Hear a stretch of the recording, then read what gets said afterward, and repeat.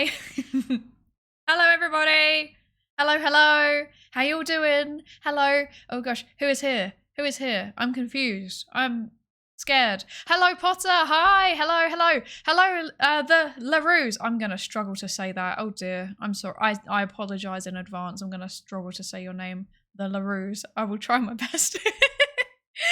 Hello, M0. Hello, Shayon. Hello, Nightmind. Yes, I was almost on time today. Almost. The schedule is a suggestion. It is not a rule. Hello, Pomerando Shrimpu. Hello, Tuesday, isn't it? Yes, it is indeed Tuesday. It is indeed. If I'm not late, it's called delayed gratification. Yes, accurate. Hello, Lancuri. Hello, and hello, something stochastic, of course, and hello, Miguel. Hello, everybody. How you doing? How's everybody doing today? How you all doing? I'm good. I hope you're good. Well, I'm mostly good. I'm a bit tired. I'm very tired. I'm extremely tired. But yeah, I'm good generally, and I hope you are all doing okay as well. I can confirm she's tired. Yes, he can confirm that I'm tired. I'm not gonna lie. We did actually leave the house today. And I came in the door and then I sat down and then I think I might have passed out slightly for a few minutes. Yeah, so that's how tired I am. But it's fine. It's fine. I think I did an okay day. I was productive largely. What monitor is Scion today, Husbando mod? My dreaded question. Primary! But he's doing stuff on his laptop, okay. One day, and you know what, actually no, I would never expect to be primary monitor content because, let's be honest, I am primary eyeball content most of the time. Yes. I'm kidding, I love Harry Potter, so no hate. Yes. Yes, that's good. Yes. This is nice. Oh my gosh, I'm so tired. I'm not even functioning. I apologize. I'm gonna take a while to be functioning. Give me a minute to like get into the groove because I am not with it. I've had a day. It wasn't even a bad day. It was fine. It was a normal day. But, you know, I read 2 papers and I wrote some of my literature review and I posted a whole bunch of stuff because I had to do that. And I had to speak to somebody from the council, which was weird. And then, what else did I do? I don't know, I had a day. The day happened, and things happened, and I'm tired. So yes. Oh yeah, and I edited some videos, but nothing to do with the channel, unfortunately. Other videos. So yeah, that's how my day was. So overall, and also, you know, did the life things like washing the dishes and stuff like that. You know, life things. It was a day. I'm getting to the point now where like my thesis feels so overwhelming all the time that I'm like, maybe I would just like, what if I just could just not do life things? Like, what if I could just pause them? That would be nice. Right, Psydere right now is that one Windows preparing things for you thingy. Yes, genuinely. I'm like the, you know, like the does anyone remember the hourglass icon? When your computer was slow back in the day, you'd get your cursor would turn into an hourglass. That's me all the time. Every time I do anything, I'm just hourglass processing. So yeah. So today might be interesting because I am going to actually try and do some science stuff despite my lack of functioning. So yes, we're gonna try and do science on 3% processing power. How is this gonna go? I don't know. We'll see how it goes. It's I'm scared. Please, I only have 2 brain cells and they aren't even hyper-threaded. Yes, exactly. I have 3, as you can see. If I wait. As you can see, whoa. I hurt myself. I have 3. They're right here. But they're not always, you know. Whoa. I'm struggling today. I'm apparently a disembodied thing. But yes, I do actually have 3 brain cells. They're right behind me and I call on them. How many? Wait, what's after one? Exactly. Exactly. That genuinely, that's how I feel. I'm like, oh yes, I too can count. I believe to a number. Or perhaps a letter. I don't know anymore. Yeah. Ow. Yes. I meant to do that. Okay. Yeah, that's just how we're doing today. That's the place we're at today. Okay, anyway. Yes, this is Patrick. Is this the Krusty Krab? No. This is Psydere. Or is it? This is John VTuber. No. Okay, so yes, we are actually doing science today. At least in theory. We'll try. It's Rin Penrose, exactly. Rin Penrose's latest short. I met a cosplayer of myself at V Expo. The same cosplayer that I took a picture with. Isn't that convenient? Yes. How's Mod Takeover stream when? You know what, actually, please do. You can do it right now if you want to. You can do it right now. Oh, I'm not functioning. We've been waiting this forever. This is true. They've been asking for it. Give the people what they want. I'll become the ultimate distraction. You don't need to be. I'm gonna be distracted by everything. Watch as I'm like, we're doing science, and then I just don't even open the right website or something. I don't even know. I don't know where I am. What is happening? Who am I? What is the purpose? In general. Thank you for the hydrate. No mind, I will do that. Yes. Be mindful. Yes. You know, I just have them out on my desk all of the time now. All of the time. Thank you for the follow, Diomedes. Welcome in. Now that you've followed, you've just signed the consent form. Sorry, you're going to be taking part in our research. I don't know what the research is yet. I haven't written the grant. We're going to get there. One day. What even is the Peter Griffin laugh? What is that? I haven't watched Family Guy since I don't even know when. I don't remember. Right, hydrate. Let's do that. I just have water today. It's very disappointing. It's not disappointing. Water is good. We like water. But it's also not tea, so... That's ominous. It is indeed ominous. I am a psychologist. I never said that I'm an ethical one. No, that's not true. I follow ethics. This is a very ethical stream. Please don't get me in trouble.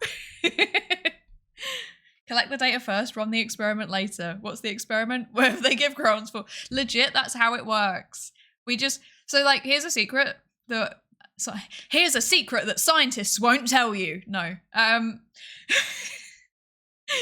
Yes. So what we do is we put in, if other people that we know are running a survey or something like that, we'll be like, mate, do you mind if I just like sneak a few survey items into your survey? Like, do you mind if I add a few questions in?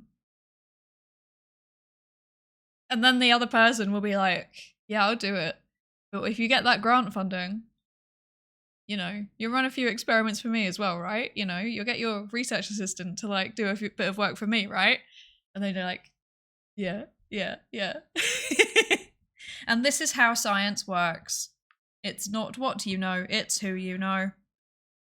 And whether the government will give you money. Okay. I only do unethical science. Papiga, I'm scared. No unethical science here. That's not allowed. This is a highly ethical stream.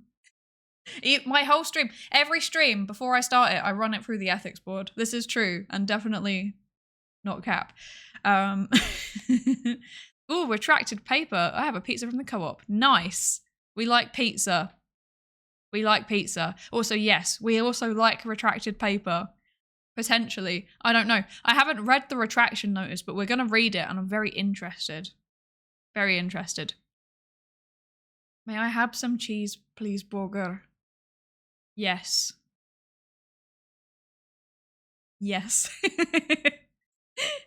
I'm not sure if I like co-op. It's variable. It's highly variable. I've not been to co-op in literally like ages, like years.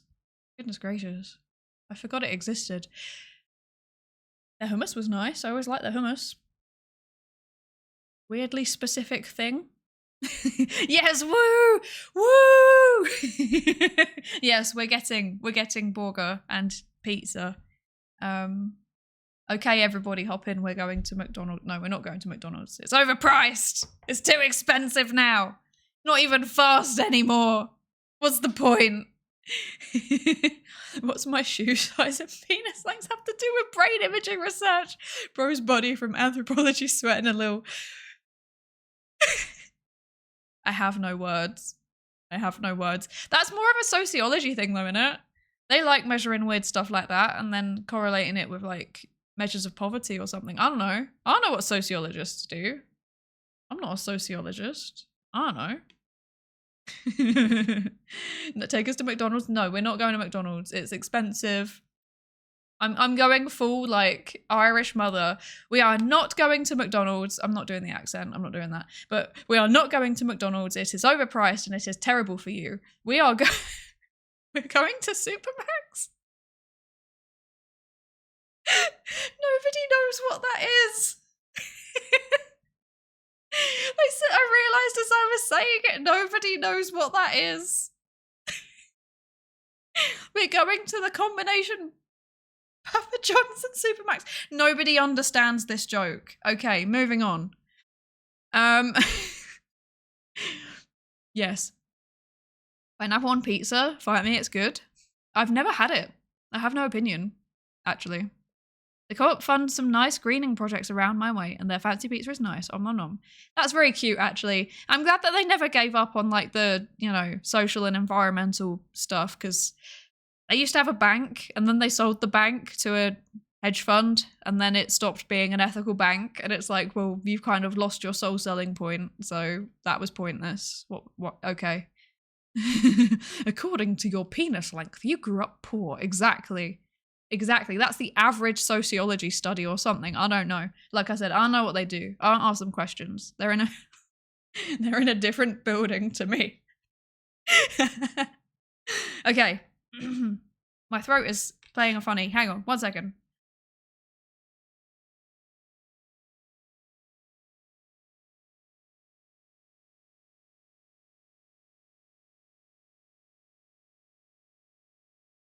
I definitely didn't break my microphone just then. Okay, right.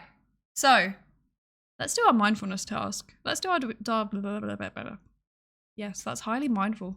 Yes. What is the UK co-op? Over here it's a grocery store. It's a grocery store in the UK as well. But it's kind of like a... Are there big ones? I don't think there are big ones. I've only ever seen little ones. But yeah, it's like a ethical grocery store, I guess, or more ethical than average. They pay their staff properly, and I think the staff will have a share in the company, and then they pay out. Also, you can be a member, and then you have also a share in the company, and then when there's profits, they divide it up among people. So it's like you pay in and you get out as well. It's quite nice. Quite nice. At least I think that's what they do. But also a lot of the profits they donate to charitable causes, which is very cool. So yes, very nice. Hello, hi Dead Hyperspace. Hi, welcome in, welcome in. Also, I didn't say hi to you yet, the Dungeon Slime. Hello. I acknowledged your pizza and I didn't actually say hi to you. And hi Richard, welcome in, welcome in. I'm doing great. I'm so on the ball. I'm such a great streamer. I know exactly what I'm doing. This is a professional thing. Hydrate, thank you. I'll have some water. I can already tell. Okay, I'm having like bad allergies again. I don't know if you all can tell that my nose is really stuffed up, really stuffed up. So I apologize if like I just start struggling. I can already tell I'm gonna be struggling on and off. So I'm gonna drink, and I'm also gonna blow my nose quickly. So I'm gonna mute again. Give me a second.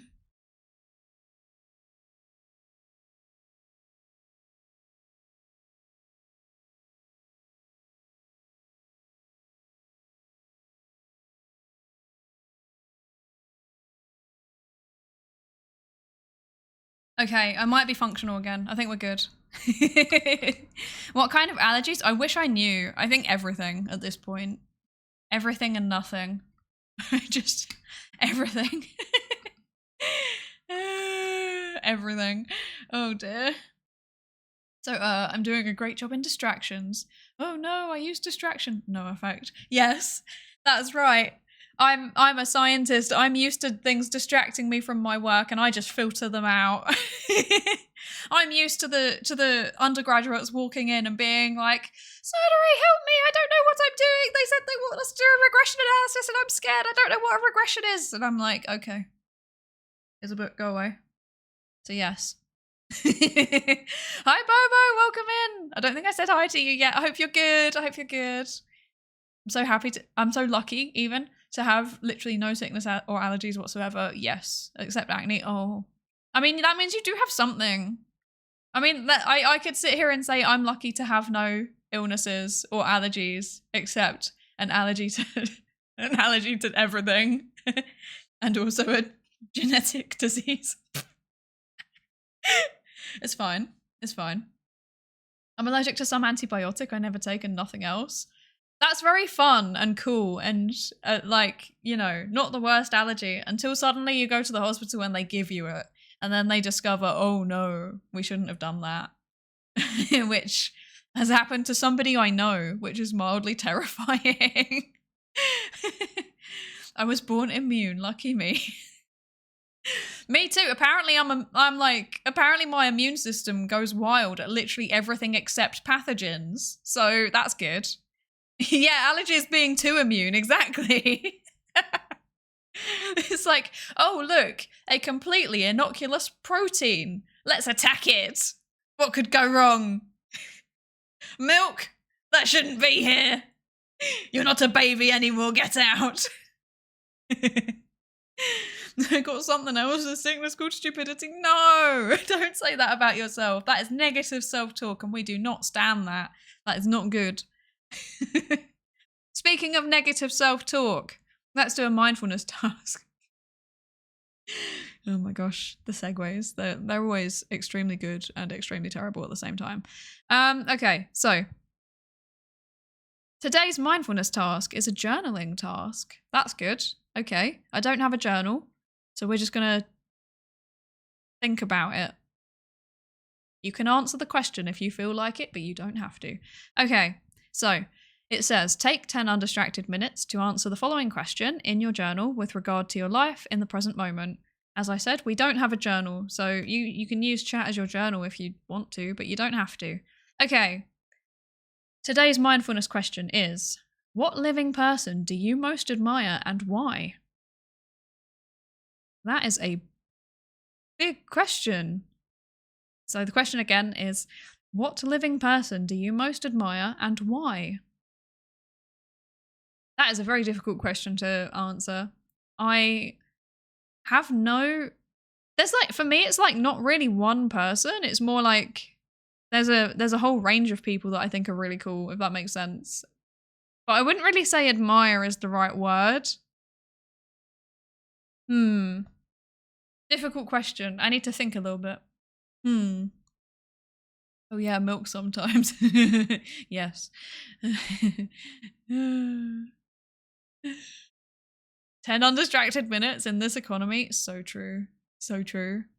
What are they thinking? That I could watch like 10 TikToks in that time. I don't use TikTok. I don't really admire anyone. Yeah, it's a bit of a weird question. Like, admire is a bit of a weird... I don't know. There's an... Myself, because I'm still kicking. That is an extremely valid answer. Very, very valid answer. I admire different people for different things. Yeah, that's what I was thinking too, Bobo. I guess, like, at the minute, like, the one that's kind of obviously...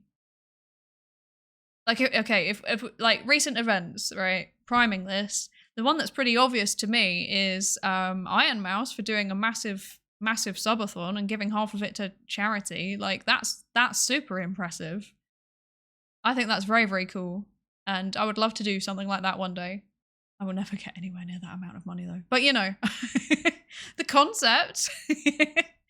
And then I guess I have a whole bunch of like people in my professional life who it's not looking like admiring and looking up to them isn't quite the right word. Like, because I'm a bit weird, right? So regardless of where somebody is on the social ladder, I'm a bit oblivious to the social ladder, basically. So I kind of see everybody all on the same rung. So like, I will look at a professor and a PhD student and be like, yep, looks the same to me, type of thing. Like ranks. Yeah, I guess that's the word. Ranks don't really matter to me. So I more see people as like colleagues who I appreciate their qualities and the work that they're doing. And yeah, I use not like a role model, but like I think of examples that they like their behavior, you know. I think of examples of their behavior and then log it in my memory. I don't know if that counts. Yeah, I can't really say one living person that I most admire. There's a lot of people. I'm very lucky to know a lot of really, really incredible people. So like, if I was listing them off, it would be too many, basically. Yeah. A friend called Woog is nice for managing to get a Discord server / research group from being inactive to a thriving Discord group. That's really cool, Shayon. That's so cool. I love the concept of having a research group in a Discord server as well. I feel like that's such a, like, I don't know, this is going to sound kind of weird, but like, it's a cool, like, it's a good use of the technology, because I've had to use Slack before and Slack is fine, but I prefer Discord. Yes. Andrewism was the first person that popped to my mind. They're an anarchist creator and activist from Trinidad. Oh, that sounds very cool. That's very cool. TikTok is such a disgrace. True. I have someone I admire for her personality and overall behavior. That's good. I think if you admire somebody and you know them, then it's nice to like have a role model like that in your life, right? And even if you don't know them, even if it's like a public figure or something, like it's nice to have those kinds of role models. So I admire my brother for his work with children in history. I admire Alexa because she's insanely talented and I'd hurt myself doing her dance routines. And yeah, Mousy. Yeah, that's a really good examples. Really good examples. This is what I mean. Different people for different things. Can RB subs be considered charity towards Psydere's research? I mean, given that my funding run out, unironically kind of yes. Old cast of Trash Taste and Mouse is a good choice. Yes. Oh, I forgot. This is bad. I forgot about the cast of Trash Taste because I don't know. I stopped watching Trash Taste and now I kind of just watch them individually. And like they're kind of in separate niches in a weird way now because like Connor's doing like all in on streaming. Garnt obviously also does streaming, but it's a very, very different genre of streaming. And he still is doing YouTube all about anime. Like, Garnt is the one that's still in on the anime, basically. Connor's moved away from it to more, like, gaming and streamer culture. And Joey's moved away from it to, like, music and fashion. None of which is a bad thing, but I don't know. They stopped talking about anime, so I kind of stopped watching the podcast. Which is a shame, because they told lots of really funny stories. Yeah. But yeah, all of them have done really, really impressive things. Like, they've all built their own, like, individual business empires, like, just on the back of being content creators, which is wild. And obviously Connor does so much philanthropy as well. Really, really cool. Hydrate, thank you. Thank you for the hydrate, Richard. Thank you. I will do that now. It was Slack, but everybody moved to Discord. I don't blame you. Slack is... Ugh. Maybe Pirate Software is a person I admire. Yeah, another really good example of someone who's like got a combination of like content creation, obviously, but then also like his content creation is educational and it's so positive. It's really, really, really, really good. And then I know a lot of his money also goes back into charity too, like the ferry rescue and everything. So extremely cool. Garnt has always been my gateway. I've quit most anime for a long time, but if Garnt recommends something, I'm checking it out. Honestly, kind of same. I'm trying to think. I think the main series that me and Husbando have sat down and watched in the last few years, most of them were ones that Garnt recommended on one of his videos, which is quite funny. Oh dear. Yeah, no, we're kind of the same. Let me guess, Antarctica is one of them. You know what, actually? I think I actually just watched that one without seeing his video recommending it. And then I just fell in love with it. And I think I watched the video after, actually. And then I was like, yep, accurate. I'm trying to think. I know for a fact Oshinoko I watched because of Garnt's video. I'm trying to think what else. There was another one. I think My Dress Up Darling I also watched because it was recommended in one of his videos. Yeah. But yeah, there's been quite a few. Yeah. I admired My Girlfriend, but that turned out really bad. No. Oh, it turned off really bad. Oh, that's a shame. Oh. Hi, UFCO. Welcome in. How you doing? I hope you're okay, and I hope things have calmed down a bit for you. I have a simple. Oh gosh. Okay. I have a simple Polish town name. Google will guide you on the pronunciation. Good luck. It goes by the name Książcie Jhove. I tried without Google. How did I do? What is this friggin' Grzegorz Benczyszczykiewicz looking nonsense? Stop that. I didn't ask for this. Very good 11 out of 10. It's the confidence. The confidence just like disappearing as I say it. I know. Yes, I know. I know all about Grzegorz Benczyszczykiewicz. Oh dear. Okay, she's a keeper. Yes. I know. Yes. Okay. Should we do some... Now we've done the mind card, the mindfulness card even. Now we've done the mindfulness card and we've done the Grzegorz Benczyszczykiewicz. Should we do some science? Hi Magda, B, welcome in. It's like the Worcestershire sauce. Yeah, Worcestershire sauce is weird. I don't know why it's pronounced like that. It's not even the worst. Like, there's some weirder place names, I think, in the UK. Like, there are some things where you look at it and you're like, eh? That doesn't add up. Even I am like, why? Why is it said like that? Okay.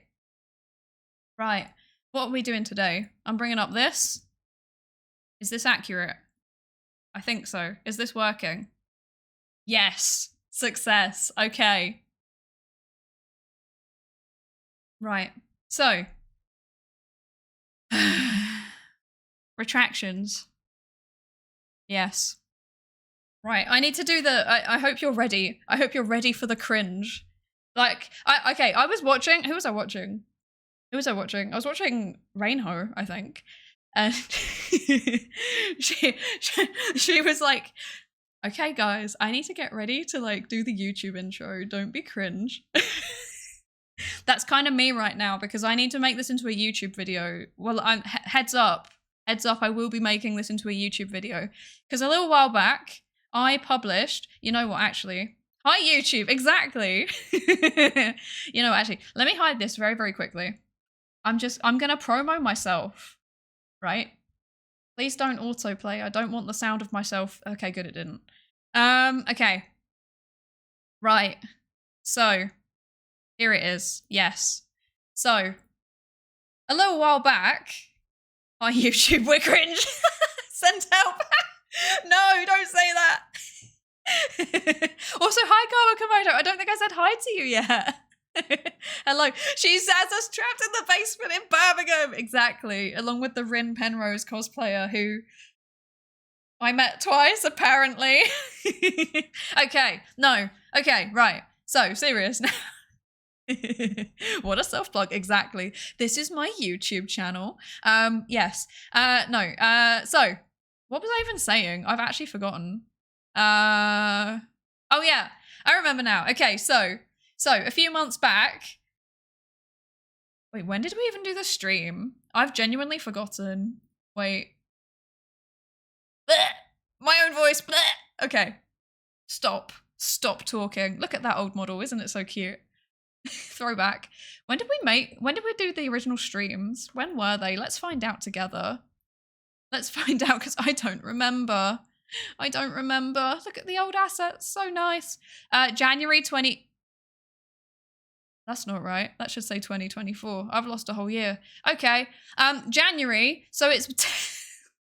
It's been 9 months. Over 9 months. Brilliant. Okay. Brilliant. Where is my life going? This is how fast science moves, by the way. Very, very accurate. Hi, Psychotrist. Welcome in. Hi. How you doing? Everybody, if you don't follow Psychotrists already... Wait, let me move this. I can't type. Heck. Okay. Right. If you don't follow Psychotrists already, you absolutely should be. Right? Oh, God, I can't spell. Wait, I can't talk and type at the same time. There we go. Right. If you don't follow Psychotrist already, you absolutely should be. Streams are so cool. Dude, your streams are so cool. Like, talking about, like, the actual, like, psychology behind anime, it makes me so happy. Like, it makes me so happy. Go follow if you don't already. But yeah. YouTube, help us, we're stuck in your screens. No. But yes. So... Thank you. But yeah, so a few months back in January, time flies, we talked about a paper. We talked about a paper that was called High Replicability of Newly Discovered Social Behavioral Findings is Achievable by John Protzko and colleagues. It was published in Nature Human Behavior, which is a massive, massive, massive journal. And I also made a YouTube video where I condensed down the stream. I say condensed, it was an hour and a half long. It's not really very condensed. However, there has been a dramatic turn of events. This is the article now. It's been retracted. It's been retracted.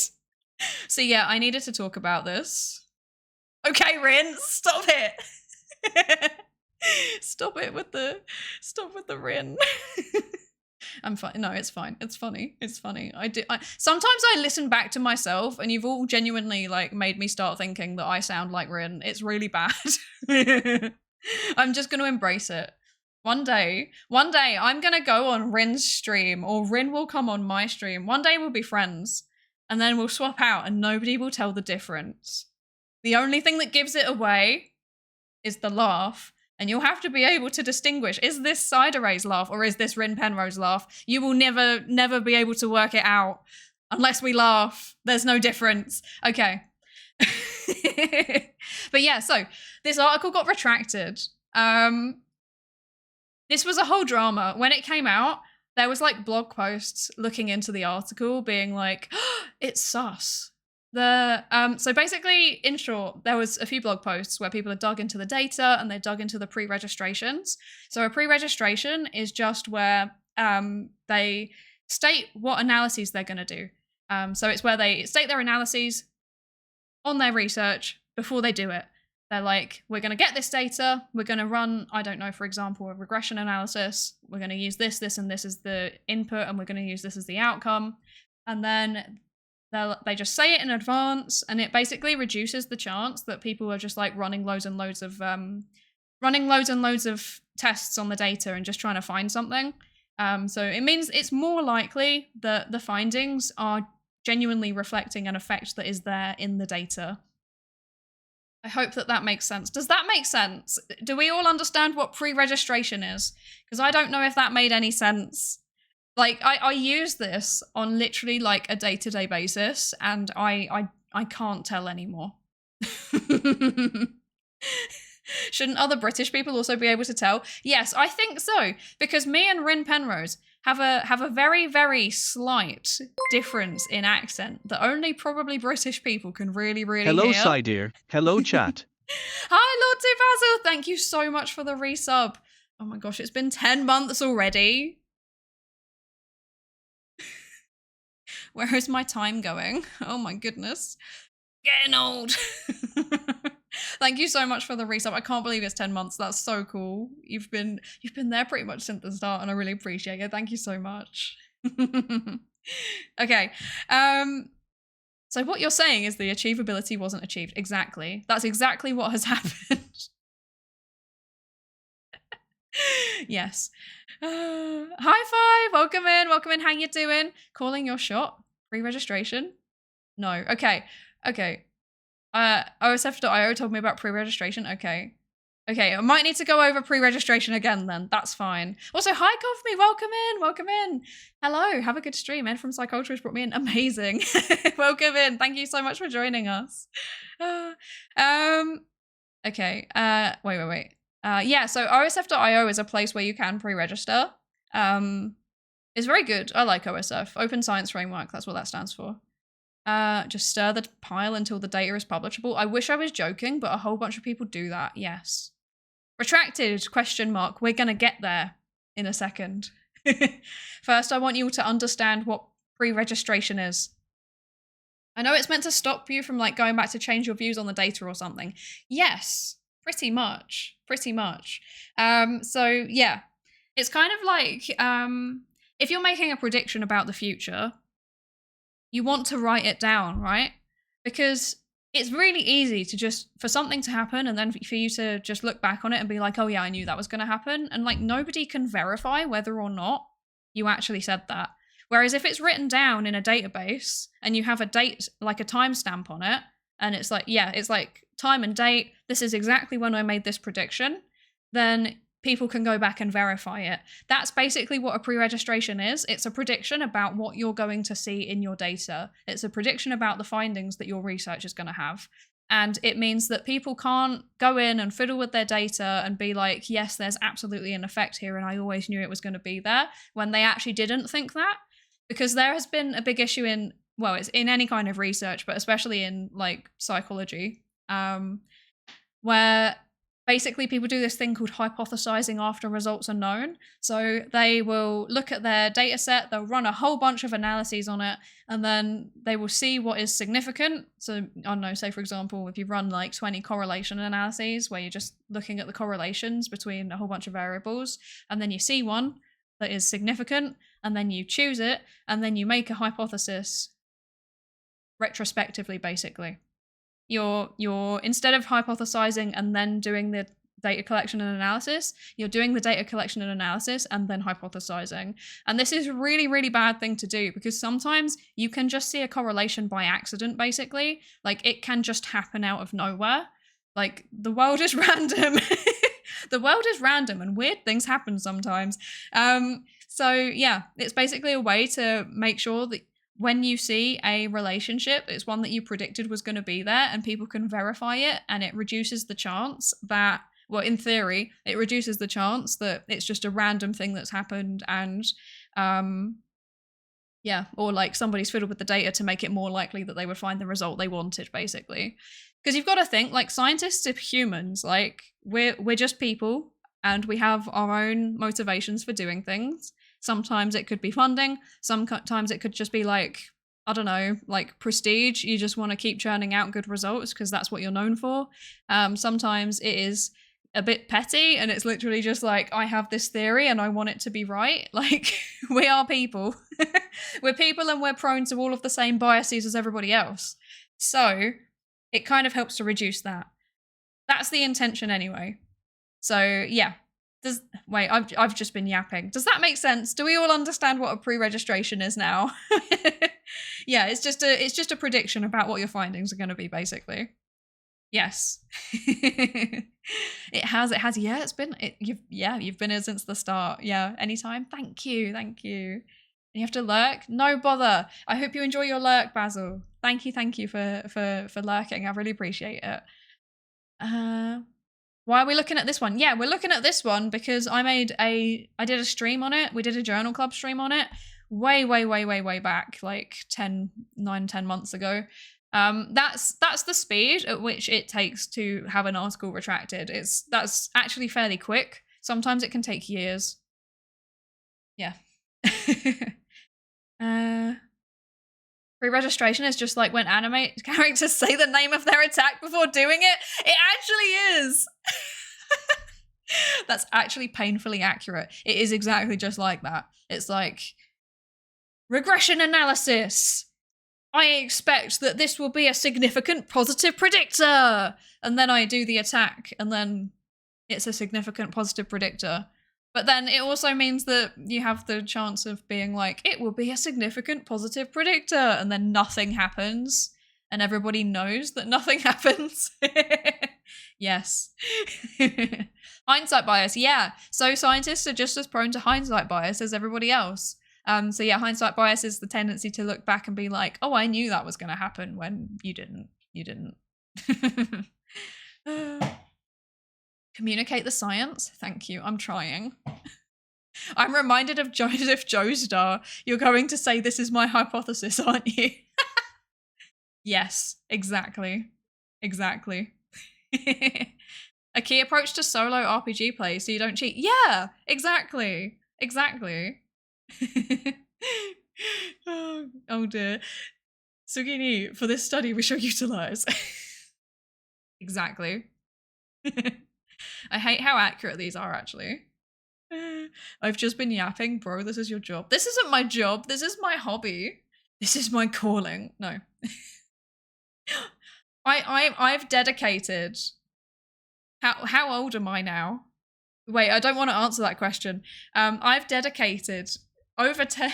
Wait, actually, how long have I been in higher education now? I don't want to know. Wait, maths. Wait, 1. Wait. I have dedicated 10 years of my life to the study of psychology, and I am using it to be an anime girl on the internet. It was worth it. The science communicator, when she does science communication. Yes, genuinely, actually. The rare times when I actually talk about science and not like, my dishwasher's broken. Oh dear. Hi, Commodore, welcome in. English movies have magic spells in Latin. Anime has magic spells in English. This is true, actually.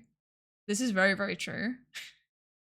Objection. I've never played Phoenix Wright. Is that bad? I should play that. I'm guessing 26. No. I wish I was 26. 10 years, yeah. No, it's been a while. But yeah, okay. We're doing science now. I've read the chat. We're on top. Yes, we're good. We've yes. So, pre-registration. I'm guessing 21.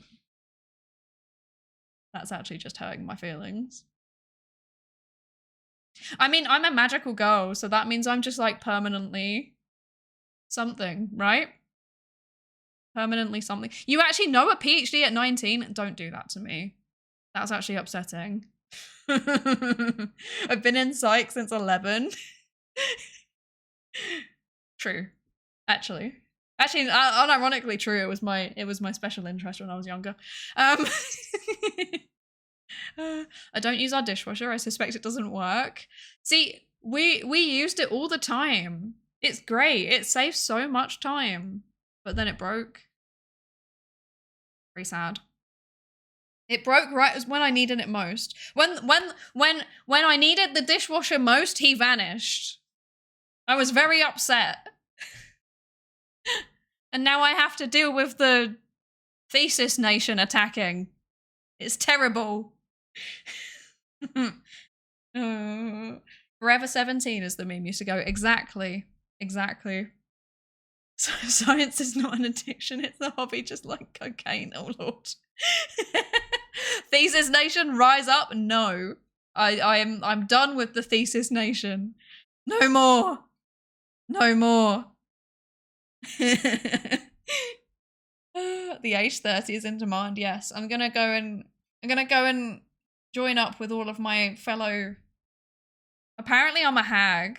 Depending on the definition of hag. Okay. Depends on your definition of hag, but apparently I'm a hag under some people's definition, and I'm not sure how I feel about that. I'm young and... I was gonna say young and... I don't even know what I was gonna say. I don't even know anymore. I don't know. Any theses in the chat? No, not me. I'd be annoyed if the dishwasher vanished, even though I don't use it. It belongs where it lives. Exactly. It's always been there. It's always been like quite happily sat there. It's not disappeared. It's just like not dishwashering. Like it's just turned it into a pointless cupboard. Why is it there? Rumor has it that Husmod is a hag enjoyer. He's hag maxing. No comment. No comment. Hags hand out pasties in towns in Ravenloft? Is this implying that I need to get a job at Greg's? Because I would do it. Especially if I get to take the extra sausage rolls home. I would very strongly consider it. A 4-year-old is a hag compared to a 1-year-old. That 4-year-old is 4 times their age. This is very true. That's philosophical.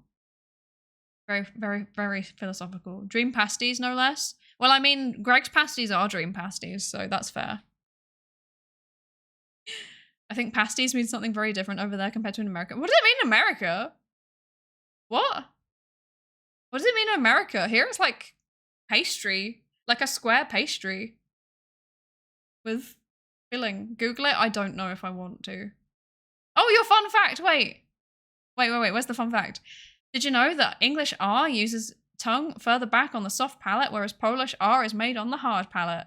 You know what I actually did, because I have an A1 qualification in Polish. Got him. Yes. Anyway, right. What? Yes. So, retraction. Yes. Can't win, can I? I'm sorry. I've tried out a lot of languages at a very, very basic level and none of them have stuck. I can't even do English. Okay. No. Right. Okay. Retraction. She probably speaks better than me. This is not true.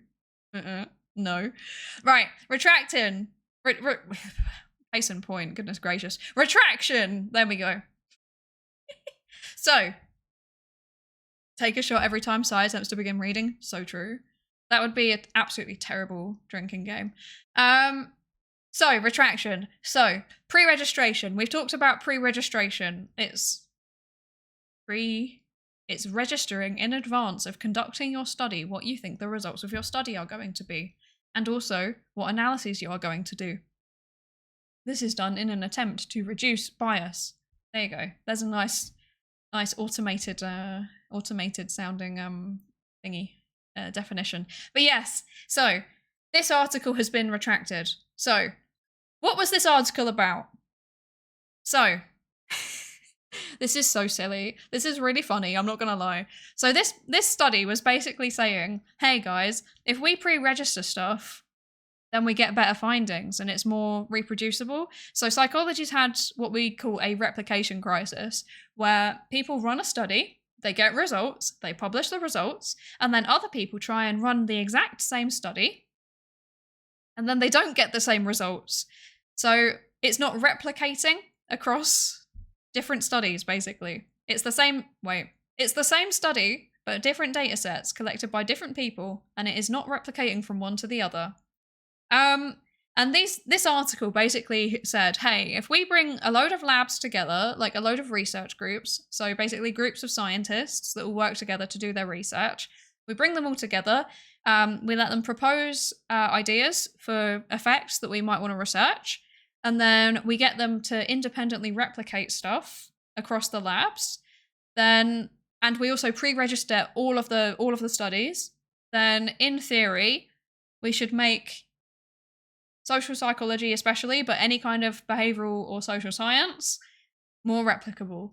So, for example, they were saying, hey, I want to study, I want to study whether the color of a VTuber's hair affects whether or not people watch the stream. And then that lab runs a small pilot study. They pre-register what they think they're going to see. So they will pre-register, I think that orange is the best color. And because it is the best color. And we're going to pre-register. We think that orange VTubers are going to get more viewers than, I don't know, yellow-haired VTubers. And then they run a small pilot study with, you know, maybe 100, 200 participants. They find it, and then they're like, okay, cool. We're now going to do a bigger study. So they run the same thing again with 1,000 or so participants, and they find the same thing again. Now, that in itself doesn't confirm that the effect is real. Because there can be, like, influences that the researchers kind of accidentally put onto their research. You know, researchers can bias the way that they collect their data. They can bias the way that they run the study. Just little tiny things that sometimes mean that they kind of accidentally push it in the direction that they're expecting. So what this paper was saying was, okay, well, a good way to check that is to then give the protocol of the study, like basically the instructions on how to run the study, to a different lab that they don't care whether or not you get a finding. Get them to also replicate using a bigger data set, so like 1,000 people or something, and then see if that improves the replicability. And they found that it did. Or so we thought. It gets dramatic. So, the thing that you need to remember about this article is that pre-registration is a really, really big part of their argument. They're saying that pre-registration helps to improve the replicability of findings in the social and behavioral sciences.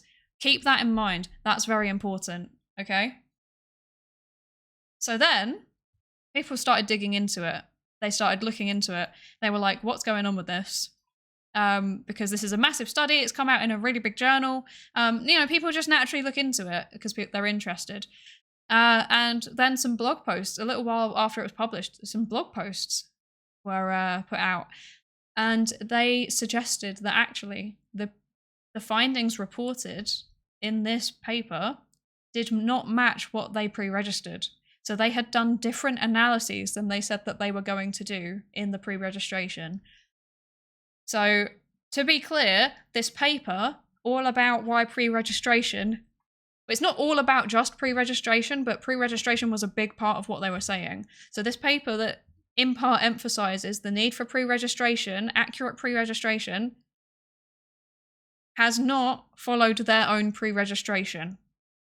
The irony? Yes, exactly. The tungsteny, yes. Very much the irony. So that's what the blog post said. They said that the outcome variables that were used in the paper were actually different than what was put into the pre-registration.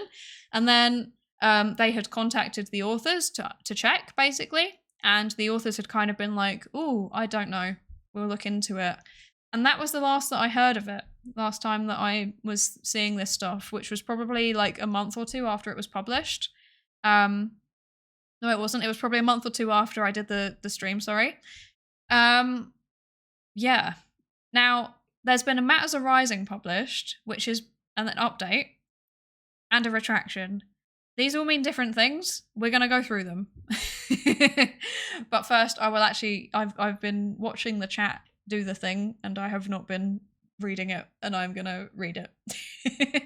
Because also there's an ad starting in a second. I apologize for that. I'm terribly sorry, everybody. Yes. Non-alcoholic apple juice, barrel aged for decades. Yes, that's me. That's actually just me. Hi, Zerkia, welcome in. Hi, Zerkia, welcome in. Hello, Raiders. Hi, how you doing? How you doing? I hope you're good. Wait, let me do the thing. Thank you so much for the raid. I don't know if you're here yet. I hope you are. Thank you. Welcome. Join in. Hello. Hi. We're doing science. That might actually be the worst raid-in attempt I've ever done. Thank you for joining us. We're talking about science. We're talking about a paper that's been retracted. Hello for anyone that doesn't know me. I am Psydere. I am a psychologist, magical girl psychologist. Also a VTuber, obviously. Look at me. I'm an anime girl.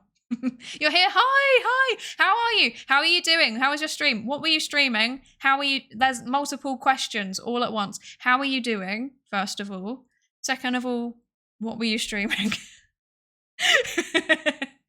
I'm trying to talk about science, exactly. I'm trying to talk and I'm struggling. It's not a good day for the talking, apparently. I loved it when she said, "It's sciencing time," and scienced all over the chat. Exactly. It certainly is sciencing time. You're streaming Epic Mickey Rebrushed. What is that? I've never heard of that. Is it Disney? I have no idea. I'm assuming it's Disney because Mickey, but it probably isn't. Isn't it terrible that they have like total monopoly over that name? You're very good. Finish another paper. It was great. Amazing. Well done. Well done. Oh, it is a Disney game. Okay. Okay, good. When Mickey Mouse undoes an apocalypse? What? Undoes an apocalypse? That's... I don't know how to process that. I don't know how to process that. It's an old Wii game, but it got a very recent remake. Okay, that sounds pretty good, actually. I miss the Wii. Very good remake as well. Nice. Nice. Very nice. Would recommend. I'll have a look into it at some point. Wait, you'll finish papers? I didn't know that was a thing. Don't attack me like this, Lankery. Don't do that. But yeah, Zokia, if you need to take a break, if you need to, go get some food, get away from the PC, do some stretches, get some water or whatever, absolutely do it. Absolutely do. But yeah, thank you so much for the raid. I was going back and catching up on chat. I should do that. Wait, where am I? I'm confused. I'm lost. I'm scared. Any pre-registerers in the chat? Yes, me, actually. Unironically, me. We're using an old joke. Oh, psychology is a science. Replicate your results then. I appreciate that.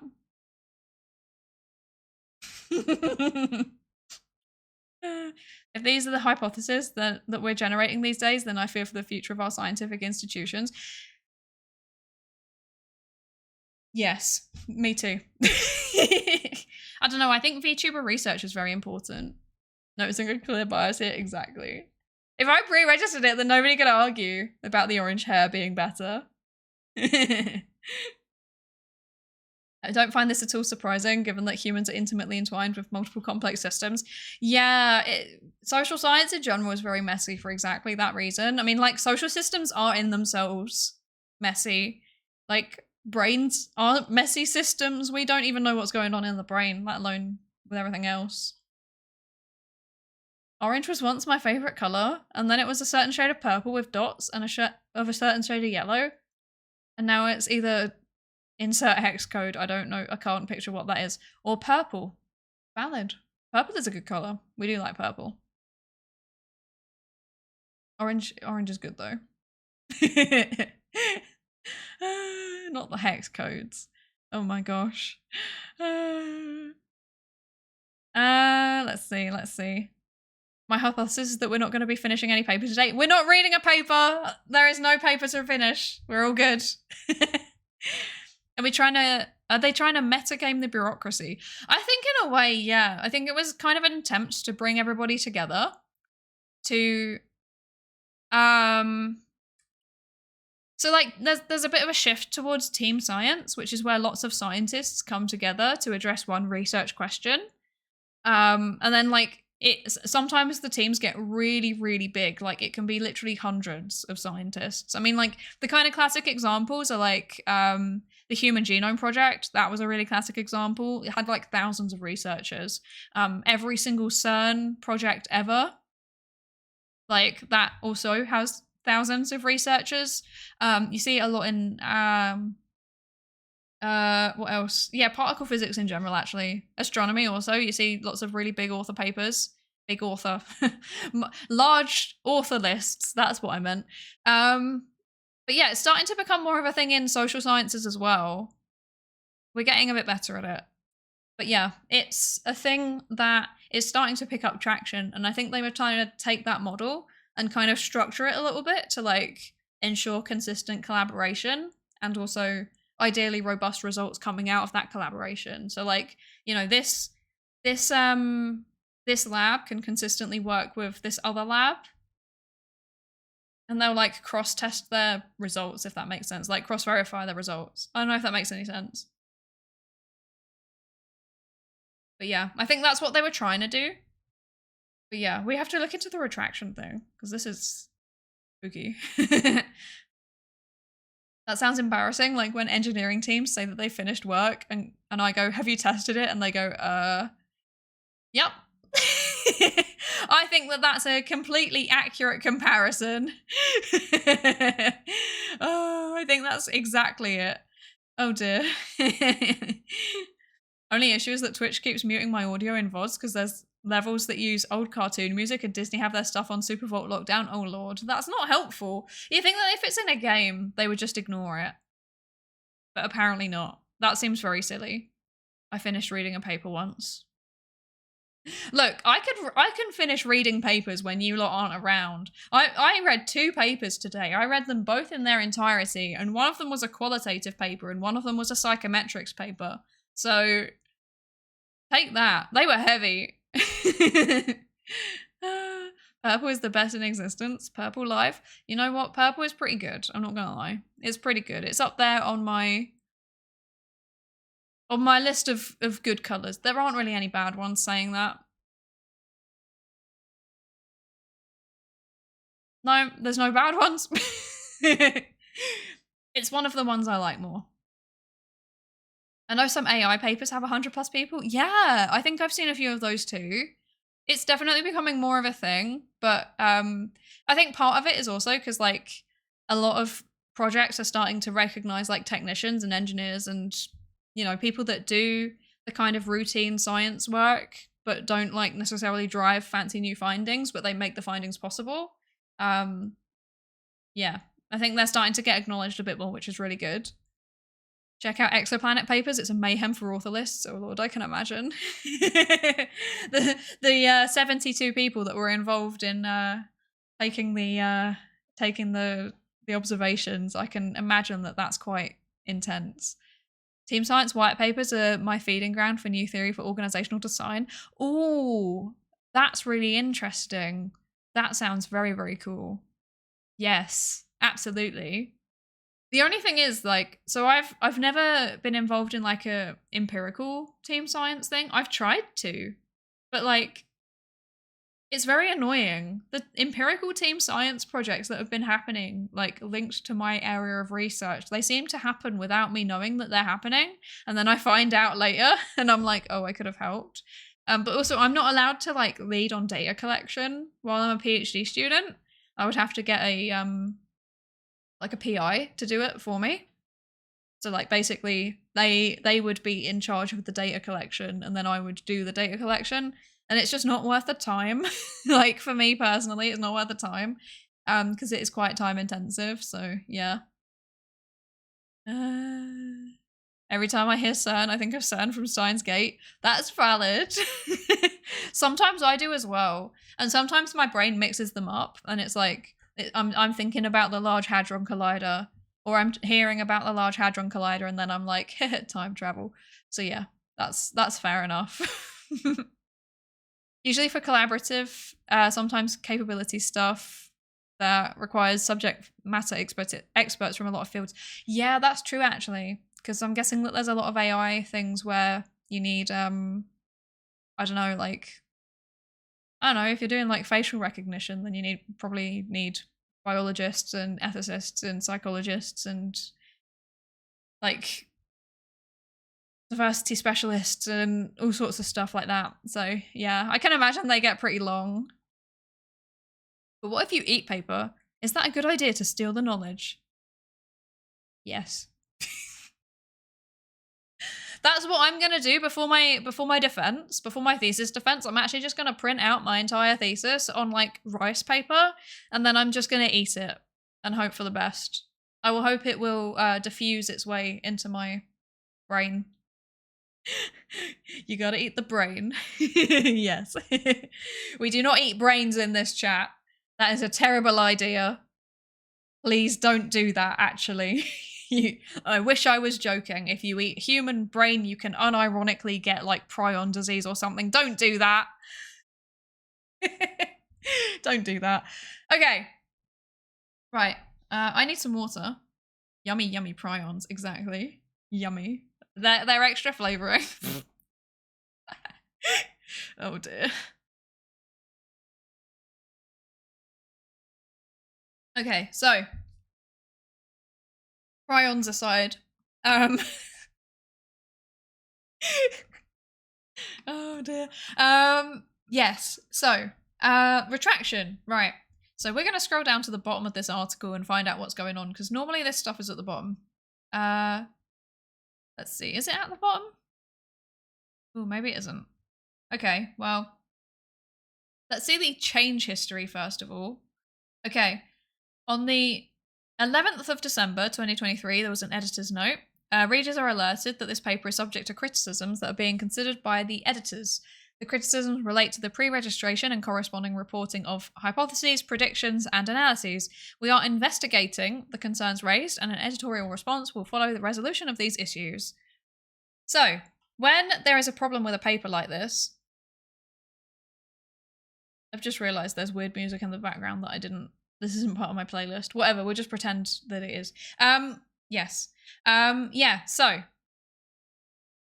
basically when there is an issue with a paper, so it could be a methodological issue or it could be an issue with analyses, there's two things that can happen. If it's a kind of like minor issue that doesn't really change the outcomes of the paper, or even if it is a major issue that doesn't change the outcomes of the paper, but like it can be corrected for, then they will do a correction. So this is just a notice that goes at the top, and it just says like, hey, just a heads up, this part of this paper has been changed because it was incorrect before. They have fixed it. It doesn't change the outcome of the paper. Doesn't change any of the conclusions. With this one, they have retracted it. So that's the other outcome. Well, I guess there's also the outcome where just nothing can happen. They can just say, hey, we're looking into this, and then they can say there was no issue.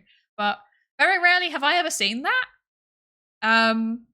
Normally, they will only publish this editor's note type of thing if they are concerned that there will be an actual issue coming out of it. But yeah, it took them a while to do the investigation. It took them about 9 months. That's actually fairly quick. I have seen investigations that have taken years and years and years.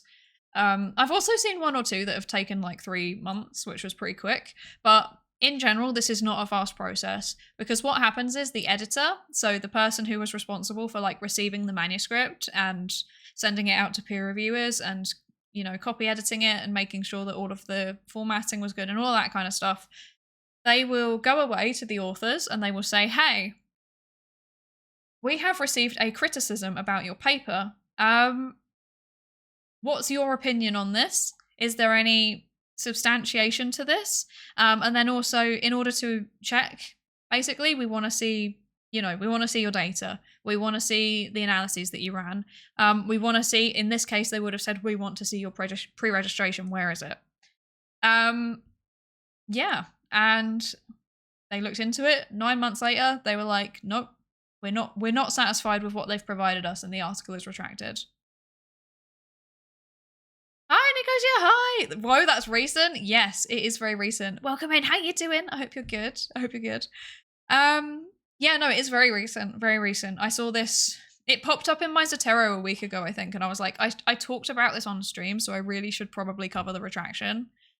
Yeah. I love how your only defense against eating human brains is the fact that you'd be ill, not that it's an abhorrent or illegal. Well, that goes without saying. If it doesn't pass the ethics review board, then it's clearly abhorrent. Goodness gracious.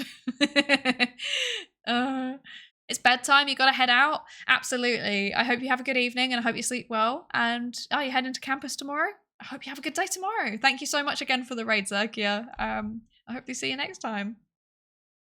How does anything pop up in your Zotero? I have like a thing that crops up. It's like it gets like when something's retracted, I get a red X next to it in the, like, in line.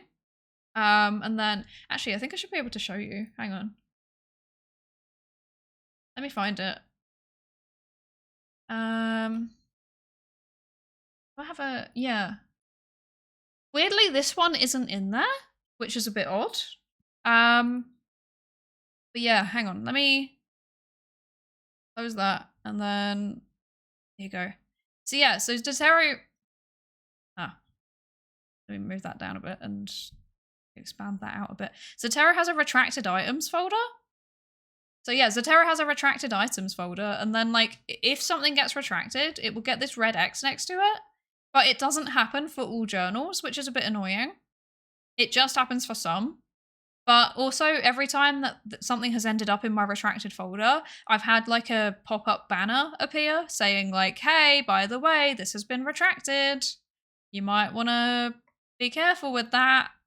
So yeah, but yeah, like I said, weirdly, this paper hasn't been updated. It might just be a bit slow. I've noticed it normally takes like a few weeks to do that. But yeah. I don't have that. Maybe none of my papers have been retracted. Possibly. They might have just not been retracted. Unfortunately, I'm in psychology, so I've had quite a few retracted. Or in social psychology specifically, I should say. So I've had quite a few. Why do you have so many? Because psychology be a bit, yeah. Social psychology be a bit questionable sometimes. But yeah, this one was interesting though, because like the whole point is that, you know, pre-registration is important and they haven't done it. So yeah, the pain of studying a soft science, I know, it's really painful to be honest. I look at my friends who do like, I don't know, like cognitive psychology or neuroscience or whatever, and retractions seem, I don't know actually saying that. Retractions in neuroscience seem to be fairly common. Maybe it's a good thing that we have retractions, because at least then people are actually noticing the problems. This is actually a debate saying that. This is a debate that has been happening, like, among scientists. Like, is retraction actually a good thing? Because in theory, this corrects the scientific record, so people will know not to cite it anymore. Because as you can see here, this already has 10 citations, and it's already got a 460 altmetric score. I wonder if I'm in there. Am I in there? One video uploaders. Wait. Wait. Could it be? Am I in there? Probably not. I don't think I'm in there. That's really sad. I want to check. How do I check? Oh, view more on altmetric. Let's find out. Am I in there? YouTube. Wait! That's me! Ain't no way! What? Why am I on altmetric? Okay. That I wasn't expecting that. Okay. I don't know where to go from here. Oh dear. Yes, that is a big oh dear. That means that people can actually find me. Oh no. I don't know what to think of that. Anyway, let's go back to the paper. Oh dear. Oh dear.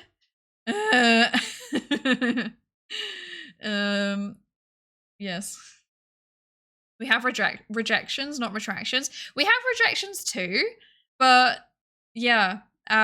Sometimes papers get through and then someone else goes back and redoes the analysis and they're like, something's kind of sus here. Because like we've got quite a few. There's that, I've forgotten her name. Francesca Gino, who is allegedly, very important to say allegedly, because she very heavily disputes it to this day. Allegedly, she manipulated some Excel files and it basically falsified bits of her data. Allegedly. Please don't sue me. So that's a thing that allegedly happened. Allegedly. So that was in social psychology. I think we've had, there was another one, there was like I think there was a Dutch professor that was found to be falsifying large chunks of data as well. So unfortunately, we seem to just have a bit of a thing where like people get really famous off a certain social psychological phenomenon, and then because it's like we kind of have like a public, I think that we have a science communication advantage, but we very rarely use it. But like, unfortunately, the thing that seems to be picked up as a result of that advantage, because like the reason I say we have an advantage, social psychology specifically, a lot of it feels like, oh yeah, that makes sense to me. Like a lot of people can understand the concepts, even if they don't actually understand the concepts, if that makes sense. Like a lot of what we do feels very approachable, even though the nitty-gritty of it isn't really. It's a lot of like really painful, like, oh yes, I am going to run a confirmatory factor analysis on my scale for the 17th time to make sure that my scale has good measurement invariance, and then I am going to give it to a large chunk of people and see if there's any correlations with anything, and then I'm going to experimentally manipulate the same construct and see if it changes people's behavior. We do very boring stuff, I'm going to be honest with you, but the findings sound cool a lot of the time. So yeah, we've got a bit of a media advantage in that sense, I think. But it's weird because it seems to me like a lot of the social psychologists that use that media advantage aren't necessarily the ones that are doing science communication. They're more doing pop science, if that makes sense. And for me, the distinction between the two is like, for me, science communication is all about like encapsulating the nuance.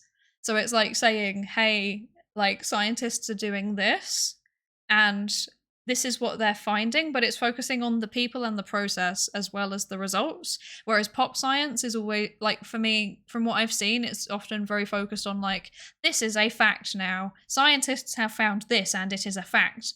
And that's not how science works, basically. I'm going off on a ramble. I'm rambling, I apologize. But yeah, that's how I kind of see that distinction. And I think a lot of social psychologists tend to fall down into the pop science thing, which isn't inherently a bad thing. Like, it has its place.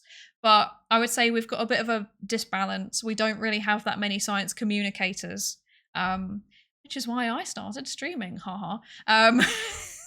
No, I mean, it kind of is, actually. It kind of is, but yeah. Yeah. Yeah, I think I was listening to either Haidt, as in Jonathan Haidt, yeah, or someone else talking about the copious amount of recalibration that he had to do that eventually invalidated the majority of his previous findings. That's the thing, because social psychology, because it's focused on the social processes, right? So it's inherently, like, if there is a way that people can be nudged in a certain direction, or if there is a way that people can be persuaded, you're going to see the effects of that most explicitly in social psychology. So I think but then at the same time, a lot of our manipulations are around that. So I've even seen it in my own research. Like, I had to really carefully design something so that it didn't have any persuasive effects in it. So like there wasn't any like persuasion happening. And then I didn't find the effect that I was expecting to find. And when I went back and I looked at all of the previous studies that had been done into this topic, I read it again. Like, I'd gone through the experimental material that was in those studies previously. I went back over it again after I got my results, and I was like, hang on a second, all of these have really, really obvious confounds in terms of persuasion. Like, that instead of just presenting a statement or presenting something kind of neutrally, it would instead be like there would be kind of cues, like, instead of just being like, I don't know. I mean, you'll know that I research conspiracy theories. So instead of just being like, the Earth is flat and NASA are hiding it, it would be like, I believe that there is compelling evidence that the Earth is flat and that NASA are hiding it. This is my evidence for it, and this is my background. And those two things are very, very different, because the statement in itself, you can analyze it individually. Whereas when you're bringing in like who's saying it and how they're saying it and the evidence that they have for it, that's then creating potential for persuasion. And I was like, oh, that's what's happening. because the way that I'd set it up had been very, very different. There were still cues in there, don't get me wrong, but the cues I'd put in there I intentionally chose them to like minimize persuasive effect, if that makes sense. Whereas like the other ones that I'd read from previous studies, they almost were trying to maximize the persuasive effect. And it's like, is this actually just a function of persuasive effect rather than the actual experiment? Oh no. Sorry, that was another tangent, nothing to do with anything, but yes. Oh dear. My therapist has like 3,000 citations. That's impressive. I'm not gonna lie. That's pretty good. How many meta studies are there? Studies about studies. Meta science is like a whole field. There's quite a lot. Ironically, this was one. Because this was looking at the rate of replication across different methods of doing it and stuff like that. So this was a meta study. But yeah. It got retracted. Should we find out why, actually? Let's do that. Let's find out why it was retracted. Retraction note. Okay. So when a paper's retracted, there's always going to be a retraction note like this, and this will explain the editor's perspective on why this has happened. So why the paper's been retracted. Hi, Bobo. Welcome back. Earlier this week, I saw one of the papers on ethics with lying on car insurance had to be retracted after the data was looked at. Yes, Dan Ariely's retraction, yes. And I think also Francesca Juno, who allegedly has been involved in such thing. I think she was on the paper too. But yeah, there's a lot of papers like that coming out of social psychology, unfortunately. We're not doing great. Meta-analysis is a benchmark for figuring out the biological pathways and impacts. Yeah, so I think Huavko was talking about like meta studies in the sense of like not a meta-analysis where you pull things together and analyze like collective data and like check out the variance between the different studies, but like actual meta research, so like research about research. So like that's kind of normally how I describe my general like research interests, is like this like social psychological meta research or like social psychological meta science, because like my interests are very much about like how people's identities and like group memberships and stuff like that affect how they engage with science, either as a science consumer, like a member of the public who learns about science, or as an actual scientist themselves. So yeah, it's kind of different. Yeah, gotcha, yeah. Psydere turns and starts to stare very hard at her lab mates. Unironically, actually, I do that sometimes. They will ask me a question, and because I'm like, I don't know why, I'm not good at stats. I'm not bad at stats, but I'm also not good at stats. But for some reason, people always ask me questions when they have a stats question. And then they'll like talk about their study and they'll be like, I'm going to do this. And then I'll be like, okay, but this meta science paper said this. So have you considered like reducing bias by maybe doing this instead? Or like they'll talk about their research and then I'll be like, oh, that's really cool. Did you pre-register it? And they'll be like, no. And I'll be like, oh.